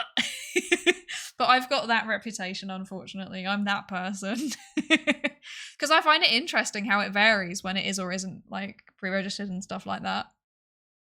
Hi, Kayla Porus. Welcome in. How you doing? I hope you're good. Meta studies are pretty much the only studies worth a damn in terms of conclusions when it comes to medicine. Yeah, so like meta-analysis and stuff. Yeah, no, the big replications, like, so in psychology we have these things called like multi-lab replication studies, where like basically it's cross-cultural, because culture plays a really big role in social psychology, not even just social psychology, in all kinds of psychology. Like the way that people are socialized can literally change the cognitive mechanisms underpinning how they make decisions. So that's a thing, is like running the same study like across loads and loads and loads of labs, across loads and loads and loads of cultures.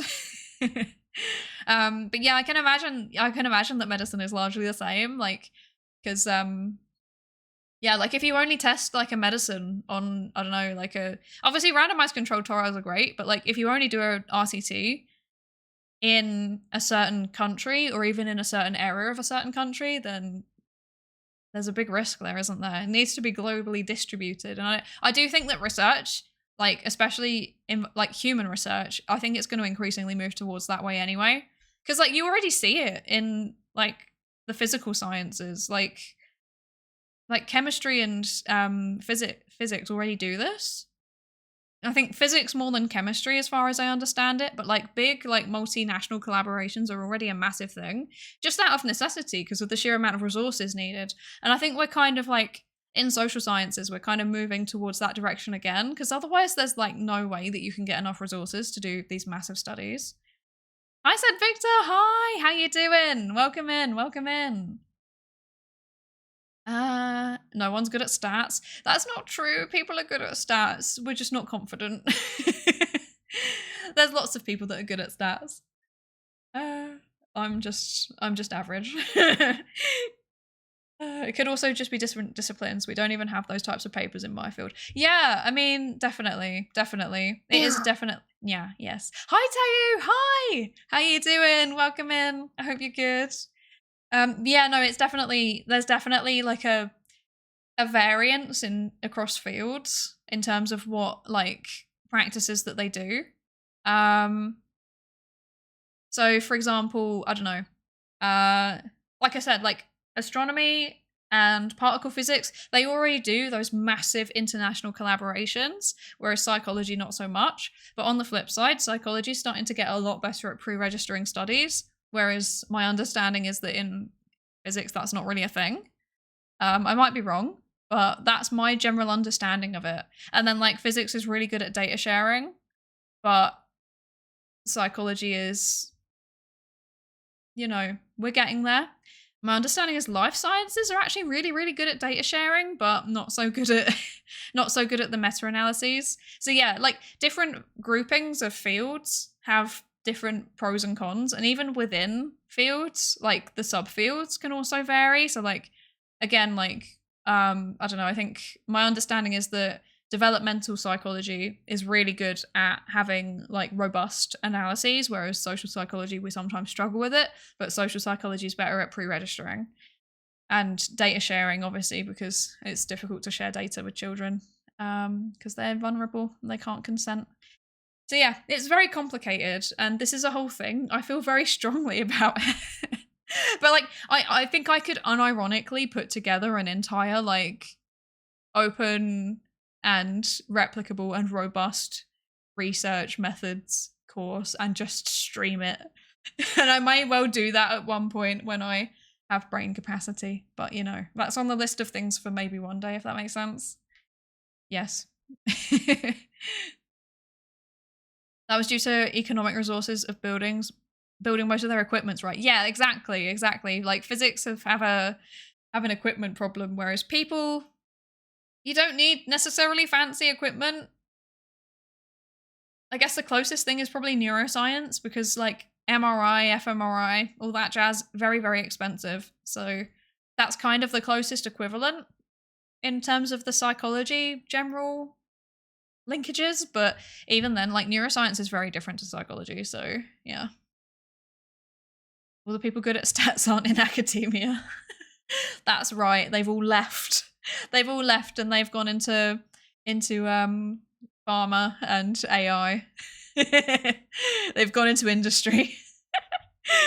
Oh dear. The confidence intervals on my stats skills are pretty huge. Exactly, Nico, you know what's up. You know that. It's so bad. Not significantly good at stats. Ha ha ha, exactly.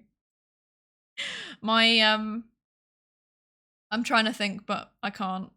Actually, I can't think of a good. You both beat me. I can't think of one. It's weird how most scientists barely know any philosophy of science. I agree, Yoavko. This is something that I also feel strongly about. But like that includes me. I've never done any formal like philosophy of science stuff. It's absolutely on my bucket list. Like I have never read like Popper, and I should. I know that I should. And I will at one point read it, but It hasn't happened yet, because like you spend so much time like learning how to actually do your research that you don't even like, you're taught the philosophical underpinnings without even questioning them, basically. So yeah, that'd also be really fun to dig into and to do a streamed course on. I would not know what I'm talking about though. I'd be making it up as I go along. Let's be honest. What's pre-registering? Physics guy, valid. Thank you for proving my point. I'd watch. Nice. I'm glad that there's interest. I actually probably will do it at some point. Because I think it would be really fun to do. Is like a research methods for social science. Because I do mixed methods as well. So like I can talk a bit about qualitative and a bit about quantitative and about like the ethics and data sharing considerations and stuff like that. So like, yeah, it'd actually be fun. My advisor teaches philosophy of science and I'm not taking the class. That's valid. That's totally valid. It's a bit intense. It is a bit intense. But yeah, I would love to learn more about it. It's just never got around to it. It is actually a problem in my opinion, as they say stuff that they don't actually know about and then they spread these in the general public. Yeah. So like a lot of the philosophical underpinnings, they'll say things about how science works and they're just wrong. Yes.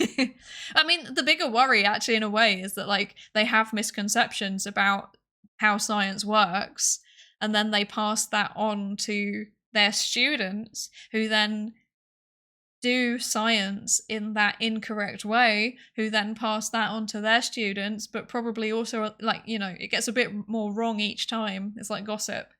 And yeah, that's not ideal. That's not ideal if that happens.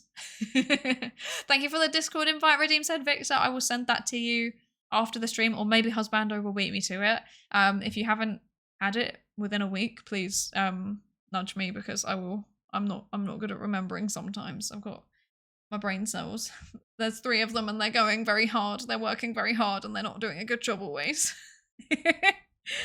This is how I spent 5 years chewing on Lean Toyota production system, shared and collaborative leadership models, TQM, and generally the history of getting things done. What, like is that all project management stuff? I feel like I should know more of that too. I also I feel like there's like 3 kind of big things that a lot of scientists don't get trained in very well that would be super, super helpful. First is philosophy of science. Like what is science and why do we do it? Because like I had exactly 1 lecture on it, 1 2-hour lecture on it in my undergrad, and that was it. Obviously apologies for the background noise. Obviously I did more reading beyond that, but yeah. And then like secondly is project management, absolutely. And then thirdly would be like people skills, in terms of like, this is how to manage conflict and this is how to convince people to fund your research and this is how to market yourself properly. Like those kinds of things, I feel like they're kind of like required to be a scientist now, but people aren't really talking about that very much. I don't know if that makes any sense. But yeah. Anyway. I'll have some water very quickly. Have some water and then let's actually talk about the retraction. I'm doing that thing again where I talk about everything except the paper.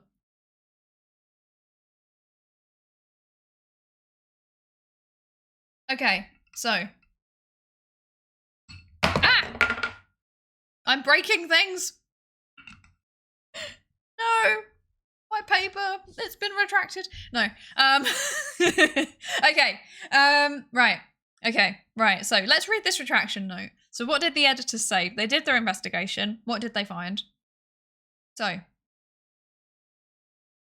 the editor are retracting this article following concerns initially raised by Bcalm and Towerz. Ooh, is this a preprint? No, it's an actual paper, okay. Okay, oh, okay, so this will be a comment piece. So, from what I remember, there was a preprint published that was questioning that article, and I think that might be the preprint, but we will check. So They're retracting the article following concerns initially raised by Bcalm and Deveza. The concerns relate to a lack of transparency and misstatement of the hypotheses and predictions the reported meta-study was designed to test. Wait, I'm trying to process. Okay, right. The concerns relate to a lack of transparency and misstatement of the hypotheses and predictions the reported meta-study was designed to test, lack of pre-registration for measures and analyses supporting the titular claim against statements asserting pre-registration in the published article, selection of outcome measures and analyses with knowledge of the data, and incomplete reporting of data analyses. So basically they're saying they pre-registered, in theory, but they appear to have not pre-registered the main claim that was behind their paper, like the main thesis of their paper. On top of that, they have said that their hypothesis was one thing when it was actually something else. And they have also run a whole bunch of analyses and then chosen the ones that match what they want it to say. So this is basically like textbook replication crisis issues. Like, they have done the harking, they have done the phishing for results, they have pre-registered and then conveniently reported everything except what they pre-registered. So this is not good, basically. Like, this is basically them saying, oh no, yeah, exactly, oh no. Like, this is basically saying that your whole paper was about pre-registration is good and we need to be robust in our science, and this is a way that you can be robust in your science. And the editor has determined that their science was not robust. This claim was not robust. So this is like, it's very, very ironic. And it's also it's just not a good look. Let's be honest, it's just not a good look. Yes. Right. Post-publication, Husbando Mod just gave me a thumbs down to indicate his disappointment. Yes. This isn't, oh dear, we did the stats wrong. This is, here's the results that we want. Let's work backwards from here. Exactly. It's like literally the thing that you do not do. It's not good at all.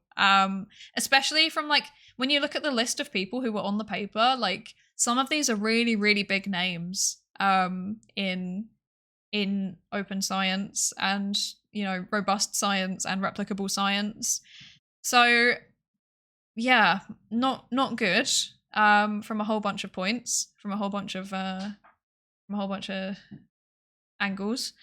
Right, but on top of that, okay, post-publication peer review and editorial examination of materials made available by the authors upheld these concerns. So basically, the editors asked the authors, please can you give us your experimental materials? Can you give us your data? Can you give us the pre-registration? And they were like, absolutely, yes, no problem. Here it is. And then the editors went through it, and they also brought in some external peer reviewers, I assume, to have a look through everything too. And they were like, oh, yeah, this doesn't actually match up with what's in the paper. So, as a result of this, the editors no longer have confidence in the reliability of the findings and conclusions reported in this article. The authors have been invited to submit a new manuscript for peer review. So that's saying, like, it's not like you have nothing here, it's just that these specific analyses that you were doing are not the pre-registered thing. So they're not saying your data's trash. Like, the data's fine. The analyses, in theory, would have been fine. They just haven't reported it in the right way. But the fact that this has happened on a paper that is meant to be specifically about rigorous open science it's not good. It's just not a good look. So on that basis, I think that's why it's been retracted. All authors agree to the retraction due to incorrect statements of pre-registration for the meta-study as a whole, but disagree with the other concerns listed in this note. So yeah, so the authors are consented to the retraction, so that's good. Obviously, retraction is really important. Like, sometimes people can assume that retraction's a bad thing. Like, oh, if a study's been retracted, that means it's all very bad, not good. But that's actually not the case. That's not the case at all. There's actually a bit of a movement towards like actively encouraging authors to retract papers if they find something substantially wrong with their work, because it shouldn't just sit there in the scientific record. It really should be corrected. And sometimes the best people to do that correction are the scientists themselves. You know, it's about being accountable for your work. But yeah, that's that's the retraction notice. Oh dear. What is this, sociology? This was a, sorry for the background noise. This was a meta-science paper. So it was a meta-science paper that was focused on a range of social sciences. There was a bit of psychology, I think there was a bit of political science, and there was a bit of economics, if I remember correctly too. The evolutionary psychology approach. Oh dear. We don't talk about evolutionary psychology in this chat. And thank you for the Discord invite, Redeem the Dungeon Slime. I will try my best to remember to send you that. But yeah, poke me if I forget. Unbased, exactly. Very unbased. Glad to see that it's to say my bad and be open to correct stuff. Yeah, it's really good that they're open to being corrected. I think that's a really, really good thing. That is like a role model for what you should be doing in this kind of situation, like owning up to it. Like, yeah, you're right. The pre-registration and what we actually did don't match up. Like, you know, my bad. Let's retract the paper. But yeah, the authors disagree with everything else. They disagree with everything else. So all of the things about, so they agree with the lack of transparency and misstatement of hypotheses, and then the lack of pre-registration to support the titular claim. Those things they agree with, I think. Definitely the pre-registration. I think the hypothesis bit kind of feeds into the pre-registration, so it's kind of implied that too. But yeah, the selection of outcome measures and analyses with knowledge of the data, so the harking, hypothesizing after results are known, that's what that is. And then incomplete reporting of data analyses, so just doing a whole bunch of analyses and seeing what sticks, basically, just throwing it at the wall and seeing what happens. They disagree with those bits. And then they've published... Oh, it's closed access, classic. Okay. Give me 1 second, because this was pre-printed and it was only 2 pages. So the people that identified these issues... Oh my lord, I can't find it now. Classic. Ah, there you are. Is this going to work? No.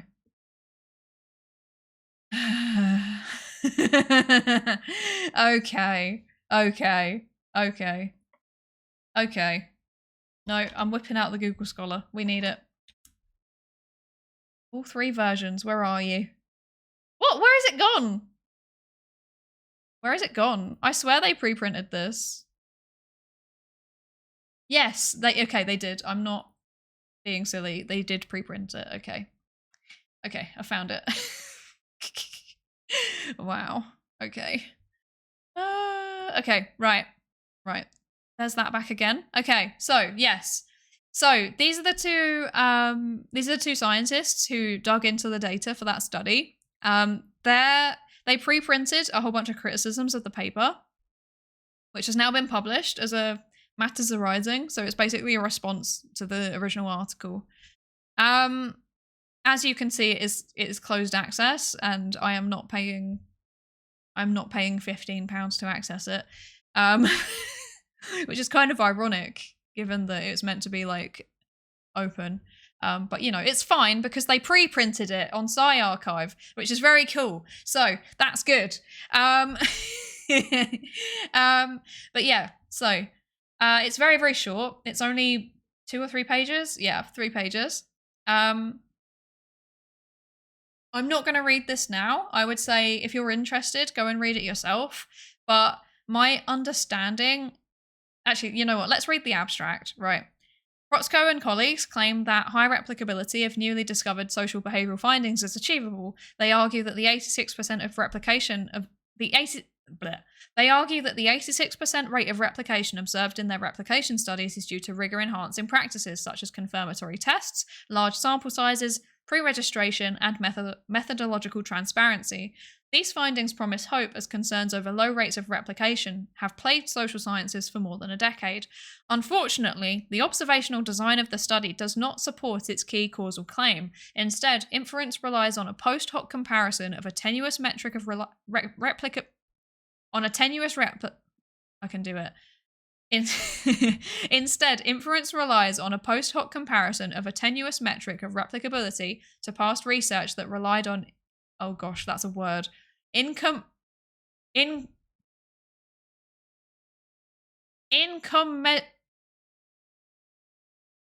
hate this. What is this word? Incommensurable metrics and sample framings. Okay. Ugh, that's a lot of words. I did read this I didn't read it, I skimmed it. My understanding, very, very briefly, is that basically they used a measure of replication rate, which is, it's been used in some previous research, but it has largely been, you know, tossed aside, and a different measure is used now because it was not very good. It was kind of, I can't remember if it was inflating or deflating. It was one of the two. I think it was inflating. But yeah, it was all just a bit weird the way that they operationalized it. So they were saying, you know what, actually, let's just find this specific bit. Yeah, so this is the thing that I remember from it. So it was estimated, replicability was estimated as the chance that any replication achieves significance in the hypothesized direction as opposed to whether results of the confirmatory study and the replication were consistent. So basically, that meant that if you had a study where the original finding was we expect a null result, and then you run the study again and you also find a null result, then that would be coded as a failed replication, even though they both found the same thing. So that's not right. Yeah. So that's, yeah, it's not, that's not how it should work. If it should be consistency rather than like whether it's null or not, because whether it's null or not is not helpful. But yeah, when we use this comparable operationalization, so when they replace it to like a comparison, like before and after, instead of you know, just whether it was null or not, then yeah, replicability drops below 80%. So it goes back down to like a lot closer to the range that we were seeing before. And when they only included independent replications that were consistent with past studies and used the consistency criterion, so like what I just said, making sure that it actually matches up, this leads to a replicability estimate of 72.9% instead of 86%. So that's now very, very, very close to the original range. Like, they said that previously replication rates varied from 30 to 70%. And they're saying, and with these adjustments, the replication rate that they found was 72.9%. So that's basically means that they're just closer to the range than was expected. So it would kind of imply that, you know, this isn't really that much different to what we found before. But yeah, that's the kind of like the key issue that was raised, that stood out to me when I was reading it. The rest of it, I think, is all kind of like, yeah, it's more stuff about operationalization. There's a bit of stuff about the pre-registration. Because, yeah, what they said that they were going to do in the pre-registration, how they said that they were going to operationalize this, and then how they actually did it subsequently, they were not the same. So, yeah. Not ideal. Not ideal. Yes. So that's the TLDR. I'm sure there was more in there, but I think the rest of it is just kind of, you know, stuff that's probably more interesting to people actually in the field. So yeah, that is the retraction. That is the retraction. In short, it's not like the worst thing ever, because, you know, like I said, retraction can be a good thing. This is a positive step in terms of correcting the scientific record. However, it does seem like they have not done the thing that their whole study was about, which is not ideal. Yes. I'm playing drums while listening to the stream, actually quite fun. That's really nice. That's good. But they have been rejected at pre-registration if they submitted the real intent. So pre-registration is kind of a, like, I don't know how else to describe it. It's kind of just self-governed. Like, so here's PsyArchive. If I literally just go, right, actually, if I go to the main, so this is the Excuse me, just like bonking the desk, ignore that. This is the main website for PsyArchive, which is a pre-printing server. It's where people can post PDFs about their research before it ends up in a journal. But PsyArchive is run by Open Science Framework and the Society for the Improvement of Psychological Science. It's like a joint endeavor between the two. Also, shout out to SIPS.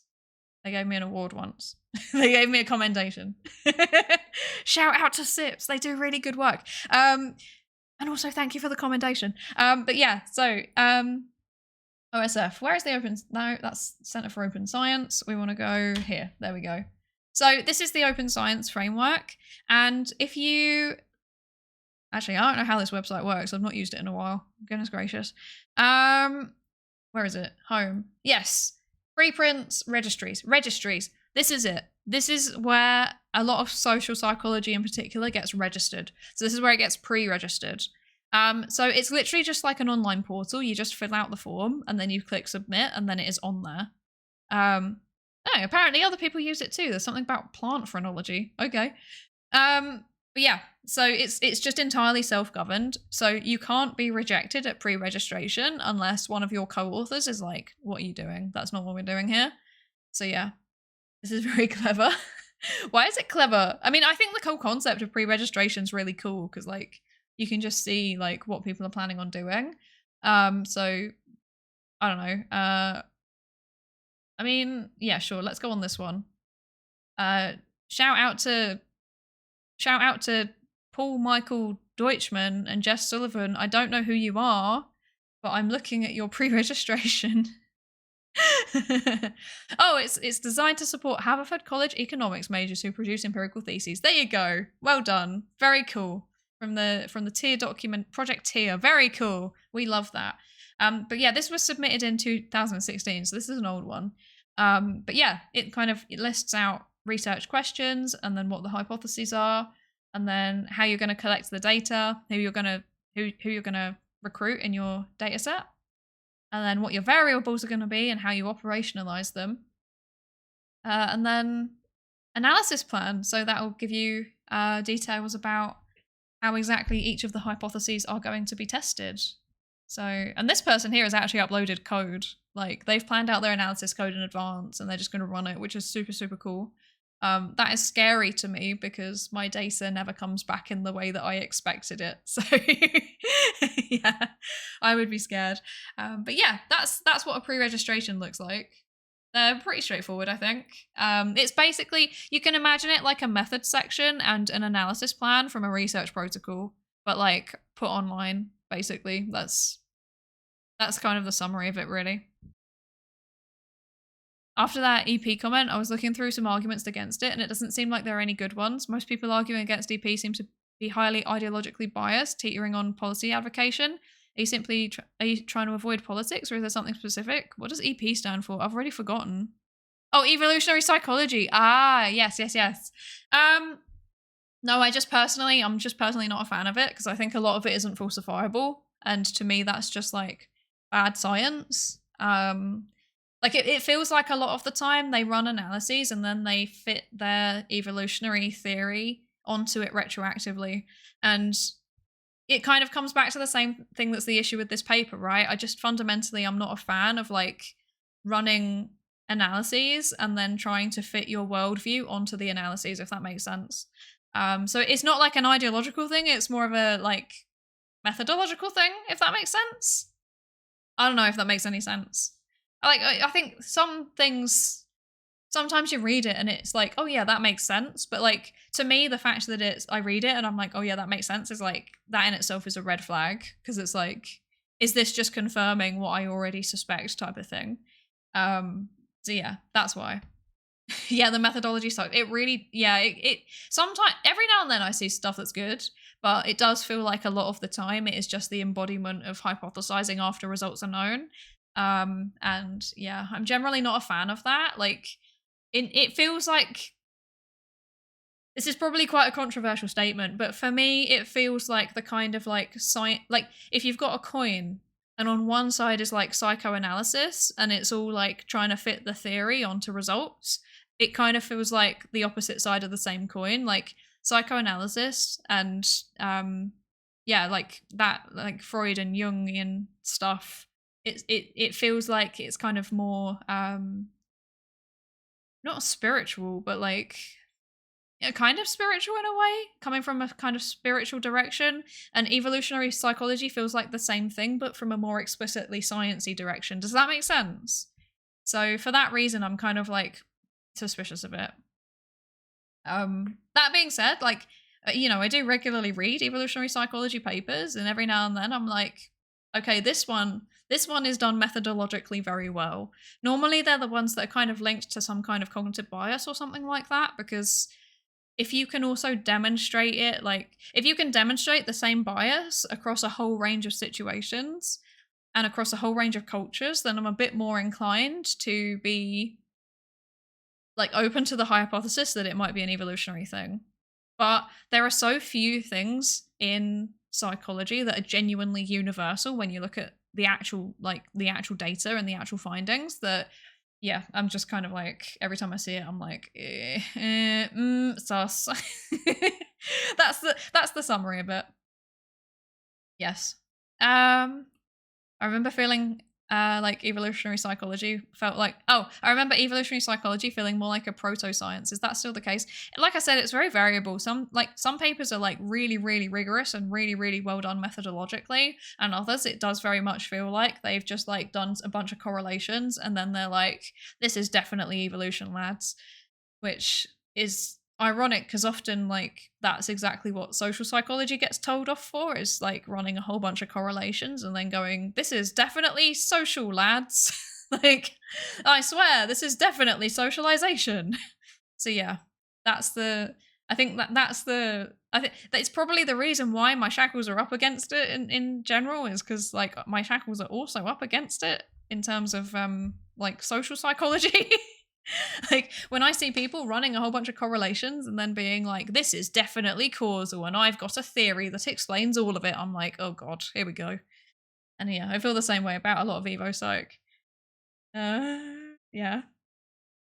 So it's very clever. The pre-registration in the open from a distributed organization view, kind of obvious in retrospect. Yeah, it is very cool, isn't it? It's very cool. You can set an embargo on pre-registrations. So basically it hides it for a set period of time, because obviously there is, if you publish it openly instantly, there is a risk of scooping in theory. But personally, I think that there's so many things being put onto the pre-registration system that like the risk of scooping is basically non-existent at that point. But yeah. So because of that, to like offset people's fears, like there is an embargo period you can set of up to 6 months, I think it is. But yeah, from a distributed organization view, I think it's brilliant. I think you're right. My only criticism ever of this is that they need to improve their search algorithm slightly, but it's a fairly small team given the scale of the infrastructure, so I'm not complaining too hard. You know, you can Google it if you need to. So you're saying that evolutionary psychology has their own independent methodological framework. I don't know if I would describe it as that. I think they use the same scientific method as like, you know, the rest of psychology. It's more that like the way that they use it, if that makes sense. Yeah, because you can't ever say anything is causal with evolutionary psychology because we can't go back in time. It's kind of like how you can't really ever say anything is causal with certain parts of social psychology because you can't measure, say for example, you can't measure how prejudiced somebody is when they're like 2 years old. Like it's really, you can't do that really. So yeah, it's kind of the same thing. So you have to make assumptions based on correlations and statistical analyses and stuff like that. So yeah. But sometimes I feel like their findings, like the findings that they get and they present and the conclusions that they take out of them, they don't quite match up. Yeah. What if I have theories? We all have theories. We all have theories, Pepiga. I also have theories. TM. But are they science theories? That's a good question. Perhaps, but perhaps not. So far, all the procedures look exactly the same between EvoPsych and non-EvoPsych. The only difference I see is when the hypothesis is initiated from. This seems like a very arbitrary difference. It's not an arbitrary difference, though. That's the thing. So, like, this is like an entire like stream that I would probably have to do separately, and it's quite late, and I'm kind of running out of time, to be honest. But like, for you to make a robust, like, science relies on prediction, right? So you need to be able to say, if I change this thing, then I expect this thing to change in response. But the problem with EvoPsych is that there is no way for you to change evolution. So you can never say this change precedes this behavioral outcome. You have to kind of just assume it, or like you have to kind of rely on logic. But whenever they're, say for example, I don't know, they're comparing because like cross-country comparisons are fairly common in EvoPsych, right? If you're comparing, say, for example, Japan versus Germany, right? You can say like, oh yeah, the fundamental difference is like these aspects of the evolutionary environment. But first of all, how do you know that the evolutionary environment difference between the country is what caused that difference? How do you know for a fact that the evolutionary changes weren't actually preceding when those countries were separate, if that makes sense? Like, because like, how do you know where in the evolutionary line these changes occurred? You don't. You have, because there's no like physical biomarkers for it. So you have to kind of assume it. And like, sometimes you can kind of match it up a little bit with like archaeological evidence, but it's very, very rare that you can do that because often it is just not there. So you have to make assumptions and say, you know, say for example, if an EvoPsych person says like, oh yeah, you know, I don't know, Japan and Germany are different in this, I don't know, in let's say pro-social behavior, and this is an evolved change because Japan is an isolated nation and they evolved differently. Like, how do I know that for a fact? How do I not know that it's just culture? And then a lot of the times they'll kind of try and make it work by like comparing, say for example, like, I don't know, like ethnically Japanese people that grew up in other parts of the world with ethnically Japanese people in Japan. But then even then you're still assuming a lot of stuff. Like, there's just so much noise basically in the data that you can never ever say like this is the causal change. This point in evolution was the causal change. On top of that, it's often quite vague. You know, it will just be like, oh yeah, you know, the evolutionary environment required us to find resources, and it's like, which evolutionary environment? Like, they're like, when? Which one? So yeah, like the lack of specificity and the lack of falsifiability, those are my two fundamental issues with EvoPsych, basically. Yeah. It reminds me of a quote when, oh, the, reminds me of a quote when someone stole the plans for a Toyota loom.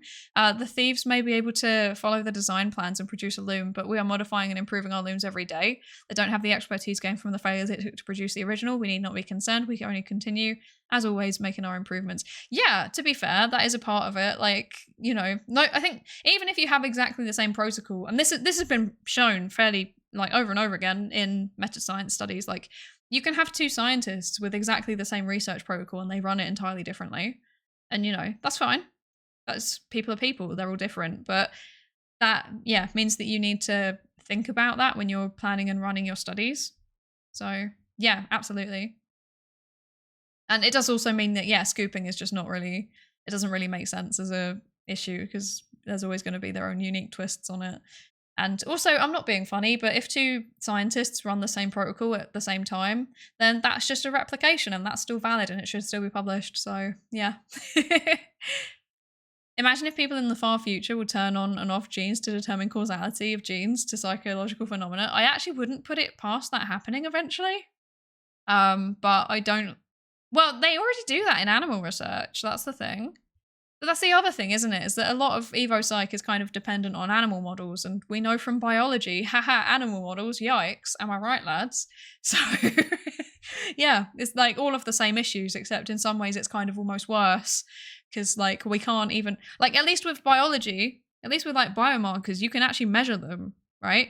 But like if you're trying to measure, I don't know, a mouse's pro-social behavior versus a human's pro-social behavior, like they might just have a fundamentally different understanding of pro-sociality, and what might seem pro-social or antisocial to us as observers of a different species might not be to them.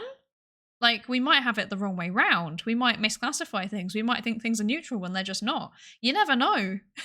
Yeah, I'm not being funny, but people don't even get it right between different human cultures, let alone interspecies cultures. Goodness gracious. Abduction or inference. Abduction or inference to the best explanation. It can surely work and is commonplace in science. However, induction is also very important, and it feels like it's on the backseat in Evo Psych. Yeah, definitely. Yeah, and induction it's important, and it kind of, yeah, it kind of gets ignored a little bit. Goes back to your recalibration comment, right? So what you're saying is that there are Evo Psych scientists that are not scientists, but ideologically rigid themselves and doesn't do the recalibration after. I don't even know if that's necessarily true. I think that they are scientists, but it's just like the method that they apply in the field of Evo Psych is not the ideal one, but then there's not really much else that they can do, if that makes sense. Yeah. Like it's an issue that I see again and again and again across the whole field, regardless of who's doing it. But also the same people will often put out really good, like, experimental papers that can deduce causality in another field like cognitive psychology. So I do think it's an issue with the field rather than the people in the field, if that makes sense. There's not much to be currently done with Evo Psych. If all of them were doing it as they should, it wouldn't produce good outputs in any case. Maybe, may well be. I don't know.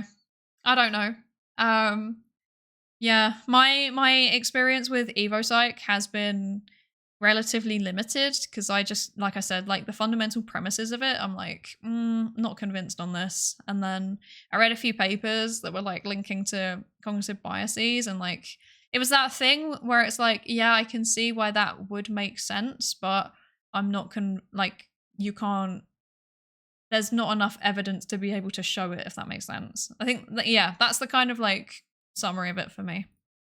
But yeah, we have talked about retraction, and I am tired, and it is time for me to go to bed. Makes me want to read more Evo Psych papers now. Honestly, like I kind of want to, but like, I don't know. It's weird, isn't it? It was like that conspiracy theory paper we read, right? It, like the stuff that they were saying about cognitive biases and cheating detection, like fundamentally the stuff about cheating detection makes sense, and you can do causal tests of like, does changes in like the cues which affect cheating detection, does that change how much people believe conspiracy theories? You can test that directly. What you can't test is their their theorizing all around, like, and the cheating detection mechanism stemmed from our time in the evolutionary adaptation period where blah blah blah. Like, you can never test that. So yeah, that's a thing. Yeah.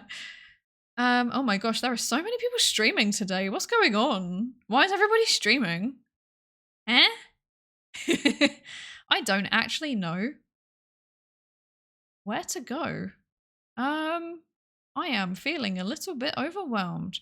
Okay. My first foray into psych in general was the Cold War computational game theory. Yeah. And that was highly tethered to some of the most well-known Evo Psych scientists nowadays. This is the thing. This is what I'm saying. Like, the same people can do really, really, really good work in other areas of psychology, especially cognitive psychology generally. But then, like, the Evo Psych stuff that they put out is kind of like, So yeah, it's definitely not the scientists themselves. I think it is just a feature of the field that you just can't, there's no way to test the causal direction. It's, yeah. Let's see. A 2-hour seminar on retractions, that would be tiring any day. This is true, actually. This is true. I didn't really think of it like that. I didn't really think of it like that. It's kind of like a seminar, isn't it? Thank you for joining, Basil. Thank you, thank you. Good night. Thank you for the stream. You are welcome. Thank you so much. Thank you for joining us. Yes, names. Avivo Sykes. Yes. Sapolsky. Yes, yes, yes. Yes, Dawkins. Yes, yes. Yes. Dawkins. Your runs are seminars. You're talking about papers. That's kind of true, I guess. Especially the journal clubs. Like, they definitely are. Yeah, I'm trying to work out where we should go. There's a lot of people streaming today and I don't know what to do. So what are we feeling today? What are we feeling? Are we feeling so out of the people I follow, you know, actually, shall I see if there's anybody in science and technology that we could raid into today? Because I never actually, I always forget to check. I'm so bad at this. I'm so bad at this. Let's see. SEM with scientific plankton? Okay. Computer. Paleontologizing is doing a dinosaur Q&A, but I'm very small and babby compared to him, so I'm kind of scared. Let's see. Although I've heard over and over again that he's lovely, so yeah. One day we will raid into him. Let's see, what else? Here's a talk show. No, we don't want to raid into a talk show. That's not fun. Chatting.